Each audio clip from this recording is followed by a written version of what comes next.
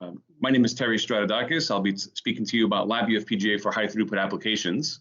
Okay, so before I begin, I wanted to give a special thanks to Steve Watts and all of the community members for putting this together in less than 2 weeks. And so at this point, we're going to switch over. There's a survey that went around. And so that survey is going to help us just sort of see who's on and what kind of applications we're using and that sort of thing. I've been using LabVIEW since 1998 in mainly test and measurement applications. I first started to use LabVIEW FPGA in about 2008 for a company called Wall Street FPGA, and that's where we're using FPGAs to accelerate financial applications, including software-defined networking, co-processing for financial analytics. That didn't work out as expected.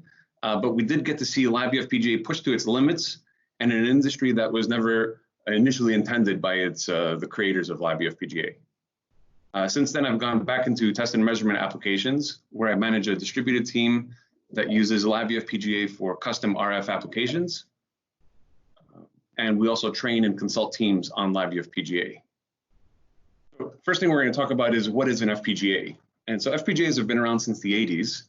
And they're used in low latency, high throughput applications. Low latency meaning that we need to be able to have a response very quickly and deterministically, say in a couple of microseconds. High throughput means that we want to have a large amount of data that we're processing continuously, say like in a data center or in a self-driving car. Also, FPGAs are used as hardware accelerators. So we co-process something or send a bunch of data down, get analytics, and then send it back, kind of like the way a GPU is used as a co-processor for processing your computer's graphics. And FPGAs are used in a lot of different industries. They're used in aerospace, defense, automotive, consumer electronics, medical equipment, and of course, test and measurement.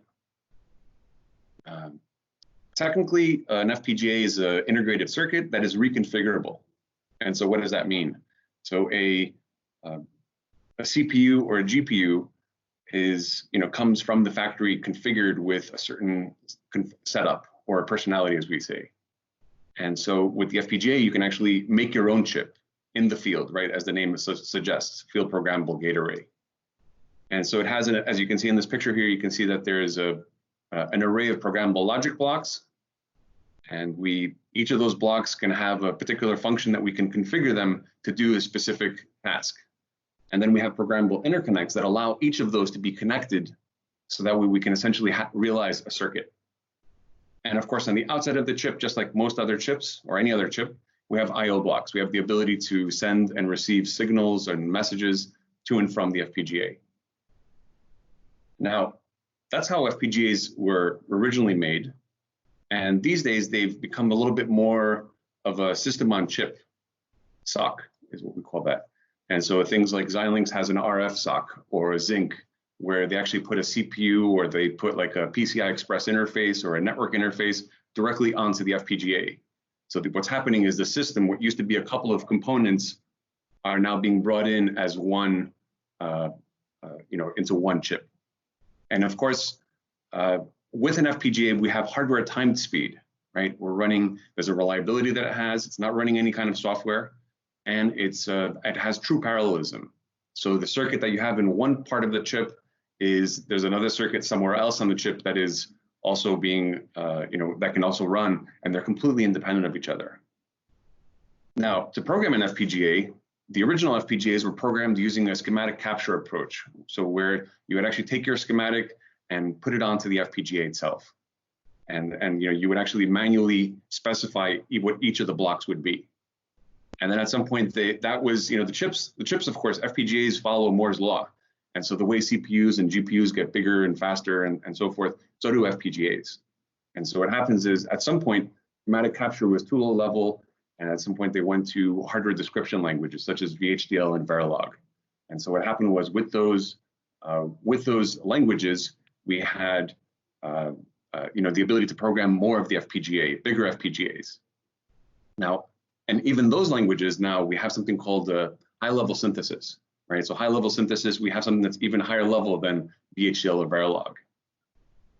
And that brings us to LabVIEW FPGA. LabVIEW FPGA is a graphical high-level synthesis tool for FPGAs. It's an add-on to LabVIEW. It has been around, so LabVIEW FPGA itself has been around since 2003, so that's quite some time. LabVIEW FPGA works on top of the Xilinx tools. So Xilinx is one of the major manufacturers of FPGAs. LabVIEW FPGA works with Xilinx FPGAs. And so what happens is the LabVIEW FPGA, you would have like a diagram, kind of like you see here. That would be your design. That ultimately interfaces with your Xilinx compile tools and ultimately makes a bit file. The bit file is what we make in an FPGA. Where in software we're making software, we're making an executable or a binary file, library or something like that. And so it ultimately communicates with Xilinx Vivado, or the older tools would interface with Xilinx ISC. ISC and Vivado are the development environments that Xilinx makes. And essentially, we're creating software-defined instrumentation, right? So we have some of you may have programmed like a data acquisition card. You've programmed it to do different things, and you could essentially make your own DAC card. Right? That's one way to think of this. And up until recently, you could only program NI cards with LabVIEW FPGA. It was sort of this ecosystem, right? You could just, LabVIEW FPGA is made by NI, and then NI makes a whole bunch of cards. And just recently, just this weekend, they released LabVIEW FPGA IP export utility, which I haven't used yet, but I'm really looking forward to checking it out and seeing how it works. And as you can see from the description, you can't even download it yet, actually. But you can see here from the link and from the description, you can see that it's so you can run on third-party hardware. So sometimes people would prototype or develop things in LabVIEW FPGA with NI hardware, and sometimes they wanted to go to their own hardware or to like a product. So I imagine that this is where this could be used. Okay, so let's look at a couple of high throughput applications. So one thing we could use an FPGA for is for data reduction. So the amount of data that we can capture is, it's like a fire hose, right? We have sensors that can capture gigabytes of data per second. And so the idea is that we can reduce those gigabytes or gigabits of data down to like exactly what we need. Maybe there's a specific signal we're looking for. There's a trigger we can have that can be programmed on hardware that can bring in only the data that we need, and not just have terabytes of data coming in and just storing it, right? It's tempting to just store that data and then analyze it. But we'll know that if we're going to store it like that, we're never going to analyze it. Another application is inline processing, and here we see a camera. So a camera itself is acquiring data, and data comes in, and we want to be able to process that data and then send it up to a CPU or just wherever we need to send that image. Really great example of low latency in real life one day is that of a self-driving car, right? So a self-driving car is acquiring tons of data, right? Like gigabytes of data per second. And it needs to be able to make a response. It needs to be able to respond quickly, right? It can't just tell you, hey, you just hit something, like tell it to you like an hour later. You need to know that before that happens. So it needs to be collecting all that information and then be able to make a decision, send a command somewhere so it can make a decision quickly. Test time reduction. And those of you in the semiconductor world industry, you know that when you're testing like a memory test is a really good example of a test time reduction, right? So just being able to set and get bits on an IC, on a chip that you're testing, that's something that can take, if you're doing that from software, it's going through all these levels it's communicating through all these layers of software and hardware just to send out that signal and then check that value to come back. So if you could do that on an FPGA, you're really closer to hardware and you're closer to the I/O. So it's in the LabVIEW FPGA world, we have, there's different kinds of hardware that NI makes. And so we have people that are using like compact Rio, single board Rio, they're using these certain kinds of hardware. And then some people are using like PXI and vector signal transceivers. And so the scope of this discussion is more towards high throughput. And so I wanted to kind of talk a little bit about what exactly is high throughput. And so high throughput, if you look at one of the NI reference documents, they talk about high throughput being anything that has a clock that's above 5 megahertz, right? And certainly, if we wanted to just pick a number, I think I would agree with that. You just pick that one number and you say, okay, that's how long, that's high throughput. But let's go a little deeper. So certainly, one thing that it can depend on things. It depends on the hardware, right? So NI makes these like FlexRio plug-in cards. And so those definitely, you know, some of these are able to process like gigabytes of data per second, or some of these like software-defined radios, and then the ATCA, you know, that can process somewhere in the, you know, it's again tens of gigabytes, maybe even more per second. And whereas like, you know, if you're working say with like compact Rio, the compact Rio itself is limited in terms of like the interface to the FPGA is going through a SPI bus. So just the sheer amount of data that you can send in is, you know, it's not going to be, I'm not saying it's a low throughput. They have other problems that they need to solve that are also critical. You know, they have to have a certain uptime. You know, if that stuff is set up on like a test station or like an industrial plant, like that has to run all the time and it has to run safely. Whereas maybe some of the cards that I'm showing here could be running in a lab, and so maybe the hardware itself, in a way, dictates how the high throughput or the like how critical the things that are needed in terms of the design. So again, we're focusing on the high throughput part. So in LabVIEW FPGA, we have something called a single cycle time loop. And if you're using a single cycle time loop, I would definitely say it's a high throughput application. And so a single cycle time loop is something that LabVIEW FPGA has that allows you to essentially create a constraint on the hardware and say that whatever's in this loop must run at a specific rate. Right. So earlier LabVIEW FPGA designs were like 40 megahertz. These days they're even higher, as you can see in this example. This is from one of the ultra-scale cards.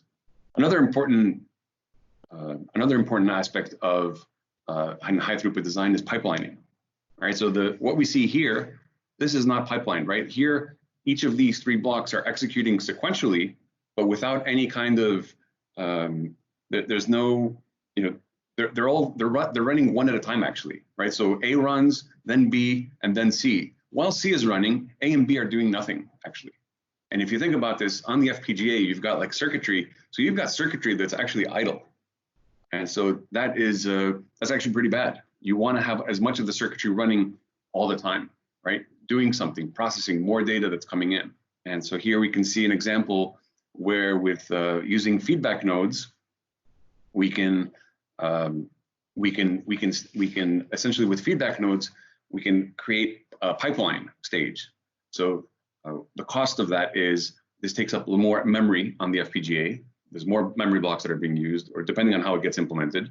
And so what happens is, even though this here, the design looks the same, even though here the design looks the same as the previous one, we see here that these feedback nodes are actually holding a value per clock cycle, right? So here, and let's look at another diagram that will give you a better sense of what this looks like. So here, really what's happening is A and B and C are actually all running at the same time. They have the ability to run at the same time.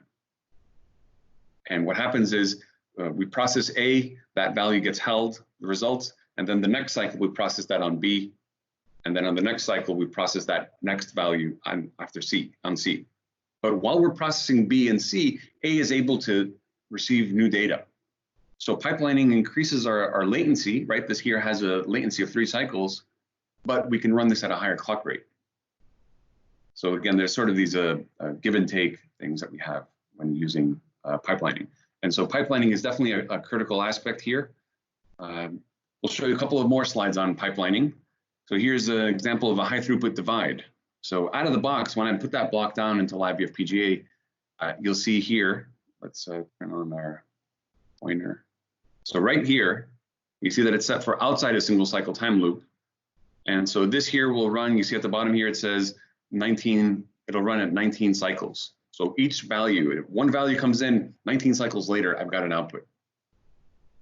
Whereas if I turn that on inside single cycle time loop, and then I change the throughput to 1, this will give me a new value on every single cycle. However, the very first, this does have a latency of 18 cycles, right? Which means that I'm going to have a value will come in. When a value comes in, it's going to get processed. 18 cycles later, I'm going to have a result. But during those 18 cycles, I can accept more values coming in. And you can see here that this has a 17-stage pipeline. So again, there's a cost. We're going to use more memory resources and maybe there's more resources being used, but we can actually run at a higher rate. Here's another example of pipelining being set for an FFT, size 8,000 size FFT, running that also inside of a single cycle time loop. And we see we've set the throughput to 1 cycle per input and a latency of 20,000 cycles. right? But that means that once we pay the cost of that initial latency, right, we can receive one value on every single cycle. We can receive, and then we're outputting a value on every single cycle. And even before we filled those the pipeline, it's still going to be a latency, right? That latency stays there. It's not just like a startup latency. And so just to kind of wrap up the discussion on pipelining, right? So if you're using pipelining, if pipelining is an important topic for you, or if you need pipelining to meet compilation, that's definitely a high throughput principle. Handshaking, specifically the 4-wire protocol, is another. Is your design high throughput, right? So if you're using the 4-wire protocol, if you need to use the 4-wire protocol, and this is handshaking, then it's definitely a high throughput design. And the idea here is that we have these 4 inputs and outputs. So you see here, like on the center value, like on the the function in the middle that's labeled F, the one that I'm just going to leave my pointer at. So you see here, it's got input valid, ready for output, right? See input valid, and then ready for output, and then output valid, and then ready for input. I want to look at those four values, right? And what's happening is the upstream and the downstream functions, right? The reciprocal and then the square root, this high throughput convert to fixed point. These 3 functions may not be running at the same rate, right? They may have different latencies, they may be functioning differently. What the 4-wire protocol allows you to do is to have them all communicate to each other, so that way you're not dropping data, or you're processing data when it's ready, when it's available.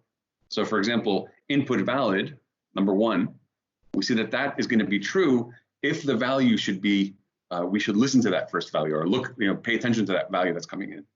On the output, right? So when this is going to be finished, it's also going to output valid is going to be true, because that means that signals to the next guy, right? To the square root function. It's going to tell them, hey, the value that I'm sending you, you should use that. All right. So the input valid and output valid are kind of always the easy ones. I always start out with those. And then here we see that we've got ready for output, and you see that that's actually coming from the previous one. So that's a signal that's coming in from the square root. You can see that here. Ready for input goes to ready for output. So what this is doing is the downstream function has to tell us that he's ready for data. If he's not ready for data, he's going to send us a false to the fixed point function, to the center one, the F function labeled F. It's going to say false. I'm not ready for data, so don't send me anything. And then the high throughput to fixed point function may also need to slow down the previous one, and so forth. Right? It's kind of like, we don't want to drop data. So this is handshaking that we have going on between all of the different functions. Right? We can't just keep data running, without any regard for like whether it's valid or not. So you can see that handshaking is really a critical aspect of it, and even the FIFOs. Right? We can look at the FIFOs over here, and we can see that the FIFO, if it has data, it says output valid, and that output valid is true. That means that the receiver, the next function, is going to say, okay, that value is valid, and I should be listening to that. I should do something with that value. And at the same time, this function can output ready for input. It can be true, or it can be false, right? It can tell it, hey, I'm not ready. So it tells the FIFO, don't read from the FIFO, hold the data. Or we can tell it, true, send data, and data will come. Now, one thing I just want to note here, remember, this is a chip that's running, it's not software, right? So all of these blocks that you see here, once you compile, you make your bit file, and now it's running on the FPGA, all of this stuff is going to be running. All of that stuff will be instantiated onto the FPGA. All of it's running all the time, right? So there's no, we're not trying to save, like in software, we could dynamically load software and turn off software, like load a VI, turn off a VI, load a library to save memory. In the FPGA, all of that is predetermined. When we make our design and then compile it, and then we put it onto the chip to run, all the stuff is there. So in fact, on every cycle, it's trying to do a reciprocal. On every cycle, it's trying to do a square root. On every cycle, it's trying to read from the FIFO. So what we're doing, what the handshaking does, it essentially tells them hey, like, and to think of it more as voltages, right? There's always voltage on these lines. It's going to be 0 volts or 5 volts or whatever the voltage of the chip is, 2 volts or whatever is in there. But there's always going to be some kind of a signal in there. Those handshake wires tell us whether we should ignore the values or not. Another aspect of a high throughput design is if you're using the Xilinx IP blocks. So as you can see here, this is the functions palette, right? It shows us the different functions we can use in LabVIEW FPGA. I'm showing, of course, a subset. And so here we can see a bunch of functions that, IP, of course, stands for intellectual property, and coming from Xilinx. And so the idea, imagine that, Xilinx has written IP that can be used on their FPGAs. And so as LabVIEW FPGA users, we are using Xilinx FPGAs. So these blocks can be used and configured, right? So we don't need to write, for example, our own FFT. We don't need to write our own FIR filter, and so forth. We could use these blocks and configure them and set them up to work in a certain way. Now, before this, in the earlier slide, you saw that I showed a FFT that looked like more of an ExpressVI.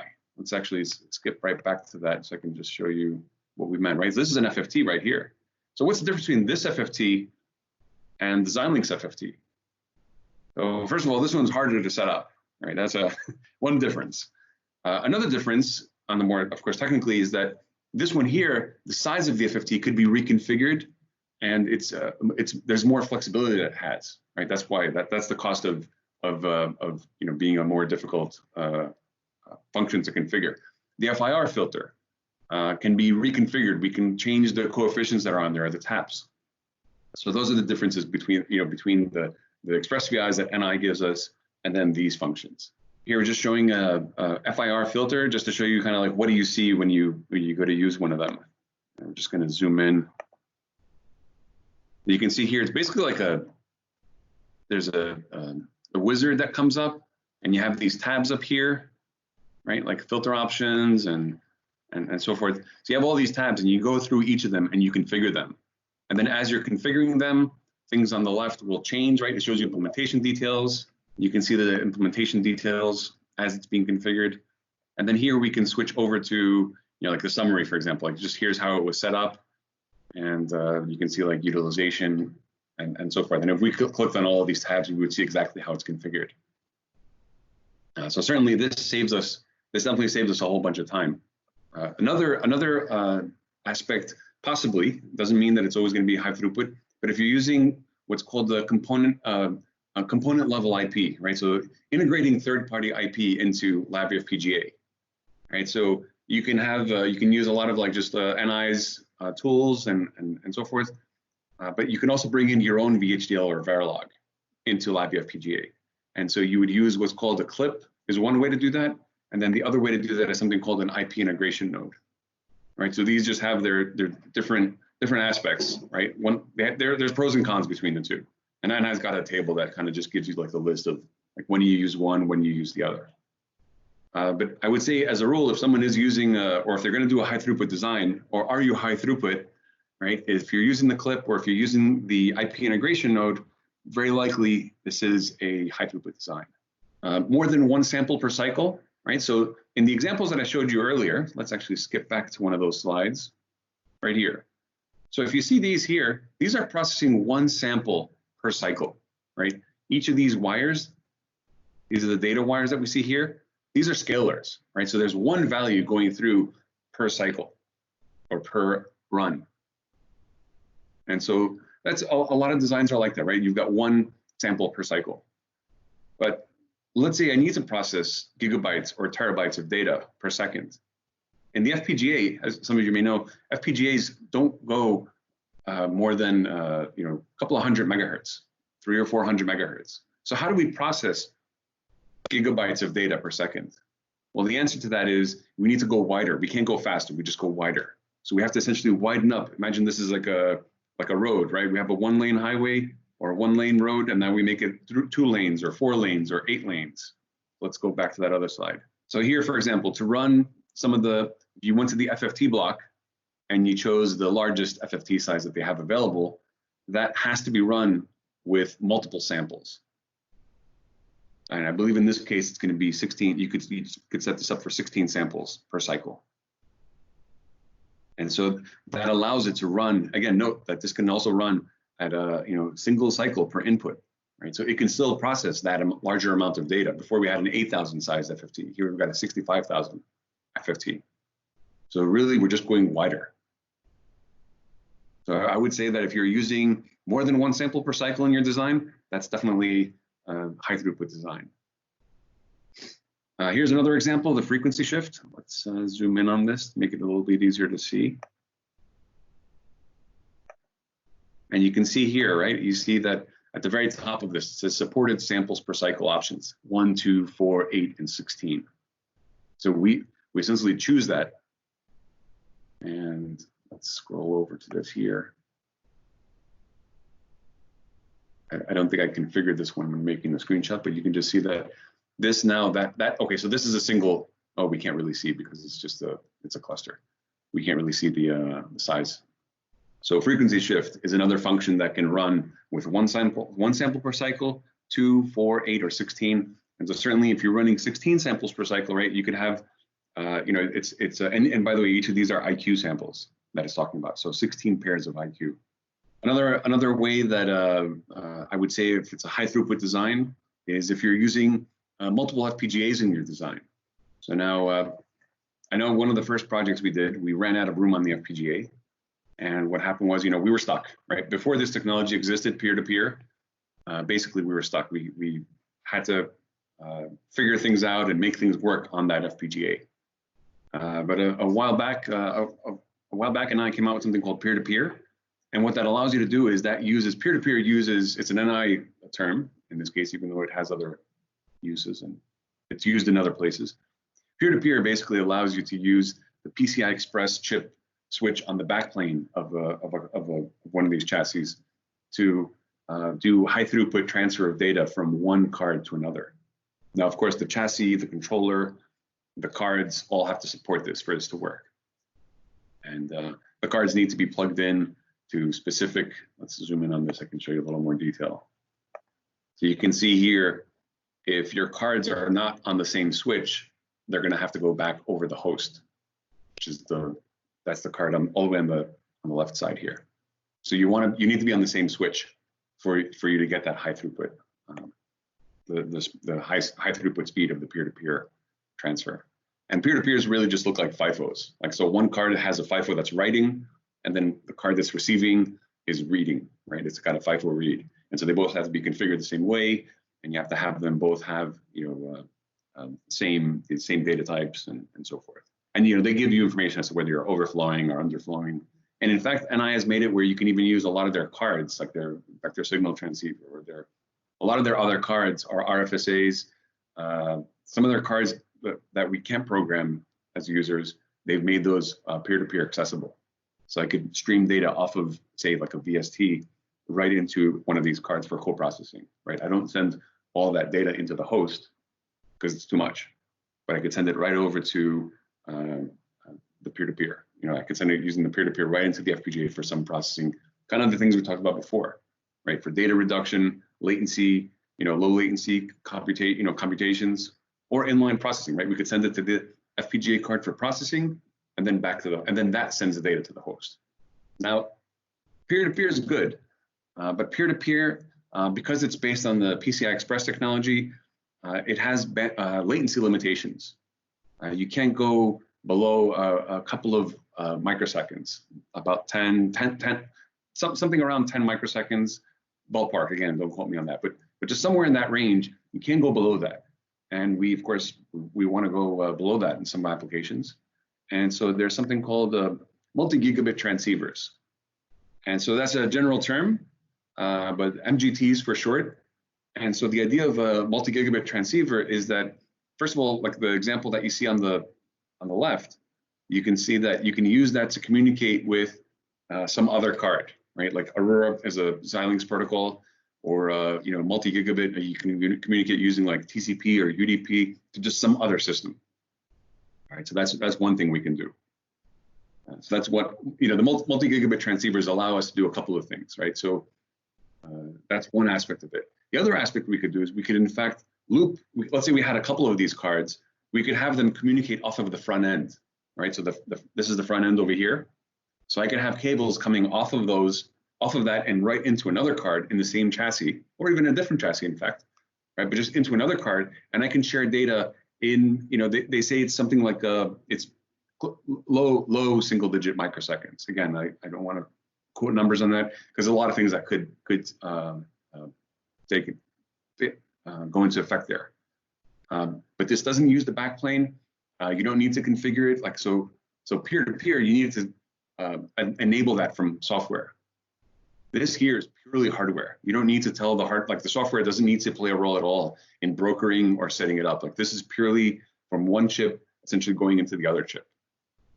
And these multi-gigabit transceivers are becoming more and more common. Like they're pretty much on most modern FPGAs because we want them to communicate to say like if you're in a data center, you want to communicate to other storage or to other routers, or they can even use them. I think they can even be used to communicate to even analog to digital converters interface, like other chips that can be on the board can communicate using the multi-gigabit transceiver.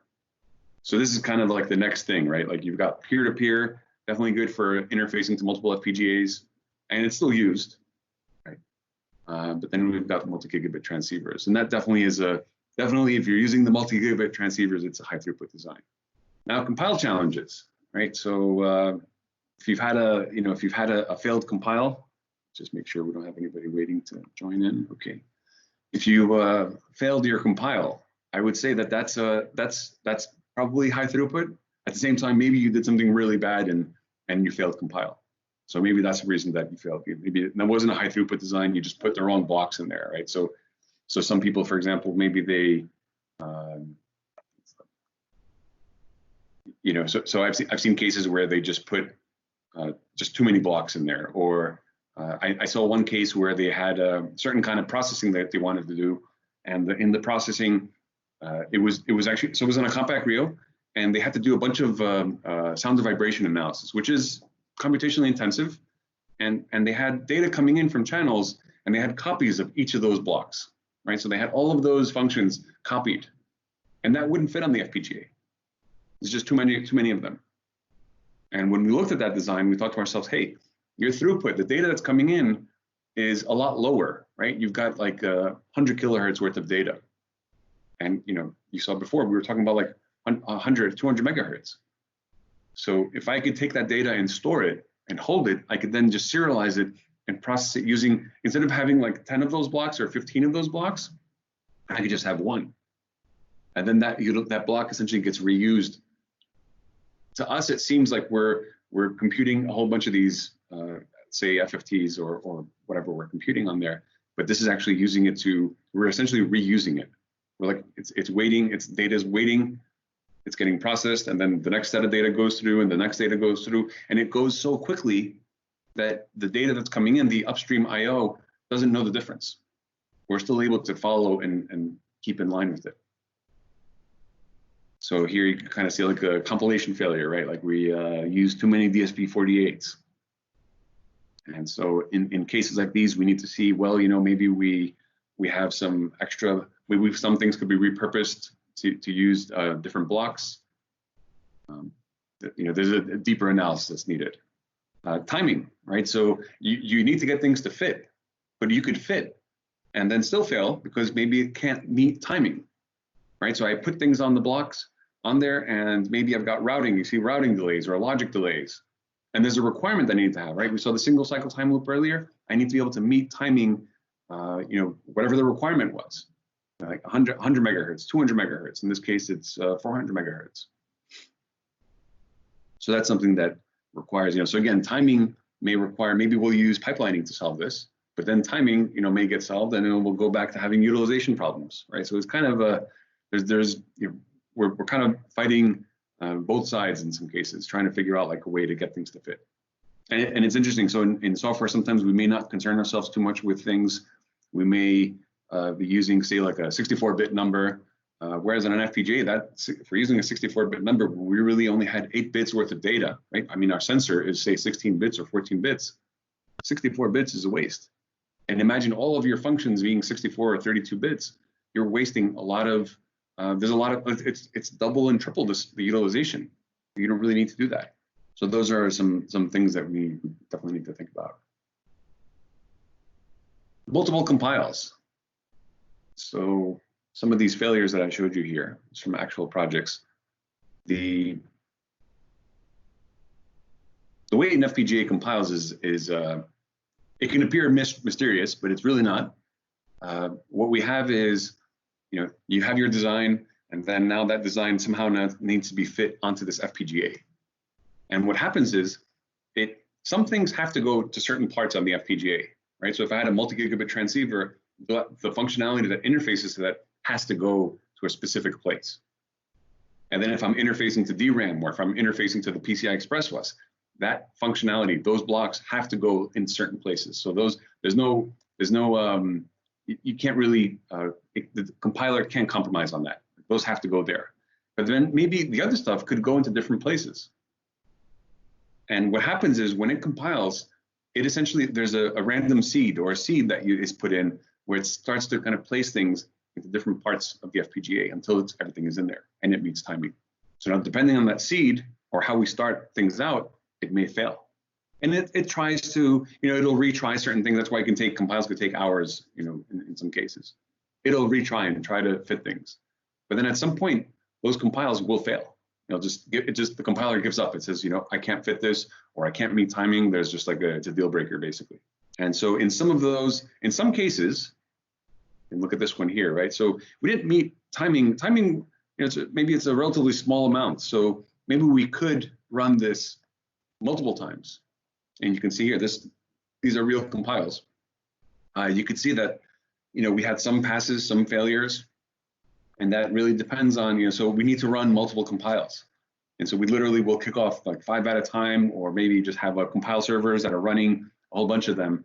And then now, of course, one of those passes is a good bit file, right? So maybe back in the day, that had to get verified, somewhere else. But here we're using COTS. This is commercial off the shelf, it's a platform.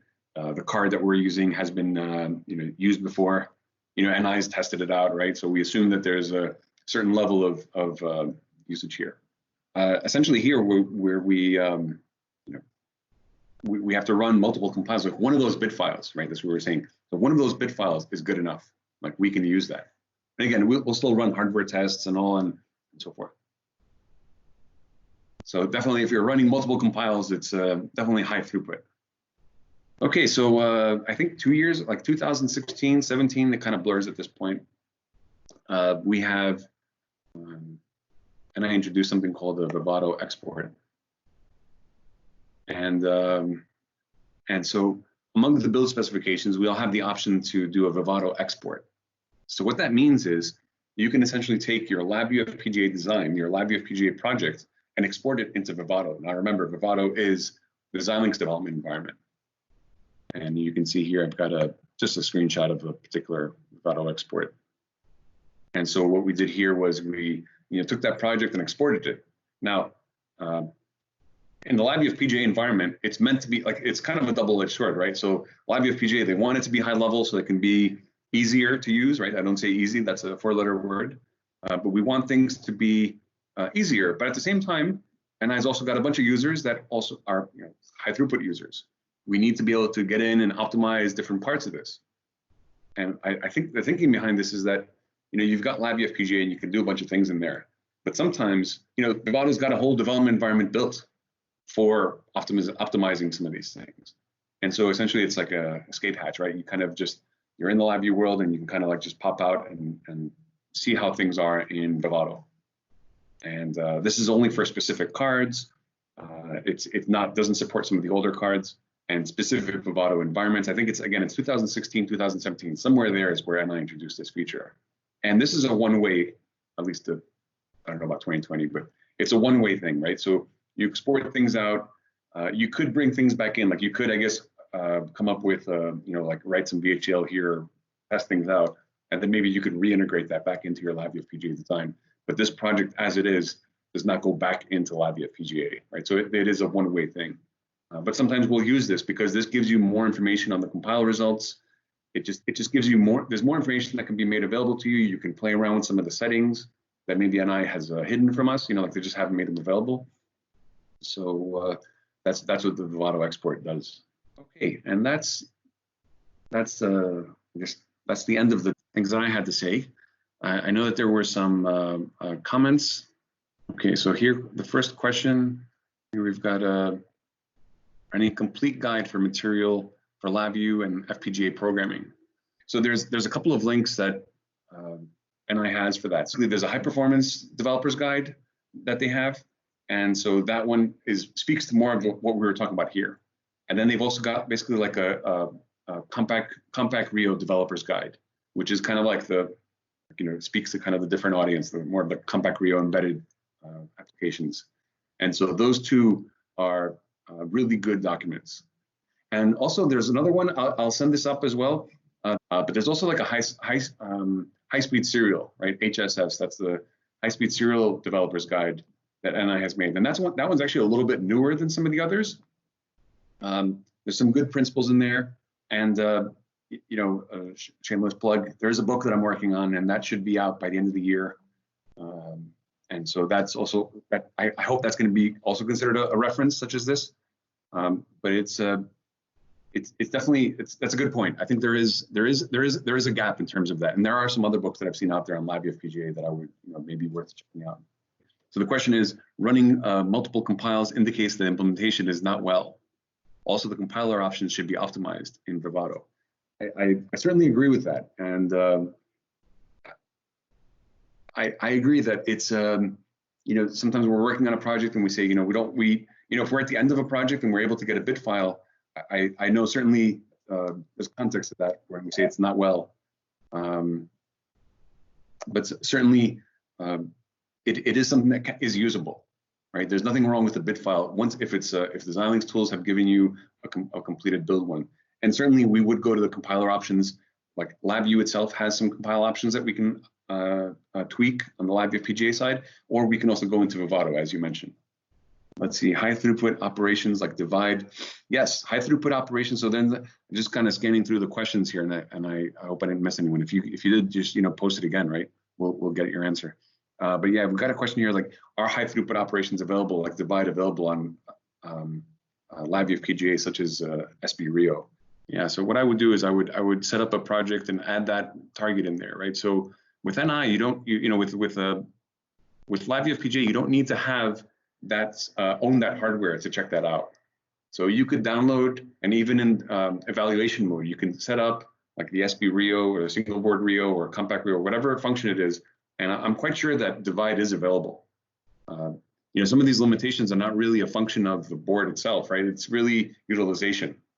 So divide, for example, or even floating point, right? You could do floating point in an FPGA. It just takes up a lot more room, or it takes up, and timing-wise, there's issues, right? So those are the things that are things to consider. It's not that I'm pretty sure that those cards can support it. We'd have to confirm it, of course. I wanted to thank you again for joining. Again, I want to thank the organizers of this event. This is it's really cool to see that happen and come together this quickly. Again, feel free to stay in touch. Good luck to all the other presenters, and stay safe. And we'll all be in touch. Thank you.